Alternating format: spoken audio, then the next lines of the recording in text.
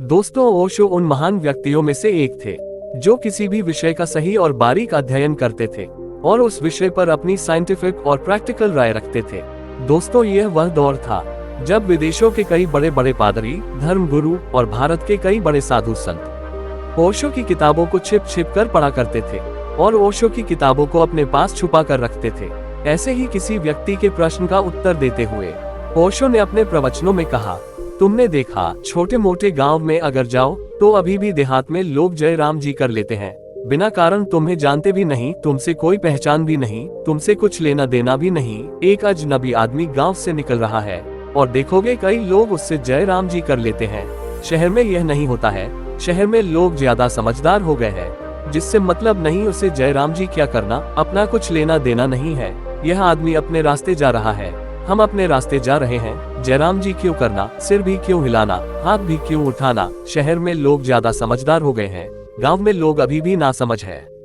ना समझ यानी अभी भी भोले भाले हैं। मगर गांव की बात में कुछ खूबी है। जब गांव में लोग बिना कारण जयराम जी कर लेते हैं तो वे ये कह रहे हैं कि कम से कम जयराम जी तो बिना कारण करो और सब कर लेना कारण से, कि जिसकी जेब गर्म हो उसको नमस्कार करेंगे। तो फिर तुमने जयराम जी नहीं की। जयराम जी शब्द को सुनते हो, दुनिया में बहुत तरह के नमस्कार के ढंग हैं, लेकिन जैसा धन भारत के पास है वैसा किसी के पास नहीं। कोई कहता गुड मॉर्निंग, सुबह अच्छी, मगर ये भी कोई बहुत बड़ी बात नहीं हुई।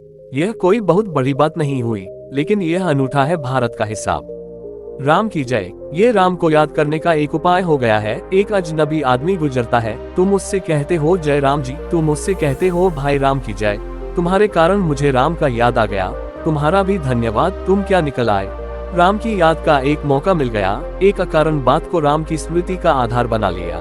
जब तुम किसी को जय राम जी कहते हो कि तुम्हारे भीतर बैठे राम को नमस्कार करता हूँ, तुम अजनबी हो, लेकिन तुम्हारा राम अजनबी नहीं है। लेकिन एक बात पक्की है कि तुम कोई भी हो, राम तो हो ही। स्त्री हो कि पुरुष हो, कि हिंदू हो कि मुसलमान हो, कि काले हो कि गोरे हो, कि अच्छे हो कि बुरे हो, चोर हो सज्जन हो, साधु हो कौन हो, इससे कुछ मतलब नहीं। ये सब गौण बात है, ये सब तो नाटक के हिस्से हैं। मगर एक बात पक्की है कि तुम राम हो, अभी चाहे तुम चोर बन गए हो और चाहे साधु बन गए हो और चाहे तुमने बड़ा दान किया हो और चाहे बड़े नुकसान किए हो लोगों के, अभी तुमने कोई भी पार्ट अदा किया हो, हमें तुम्हारे पार्ट से कुछ लेना देना नहीं। पर्दे के पीछे तुम राम हो, हम उसकी याद करते हैं और तुम्हें भी उसकी याद दिलाते हैं और यह याद काफी है।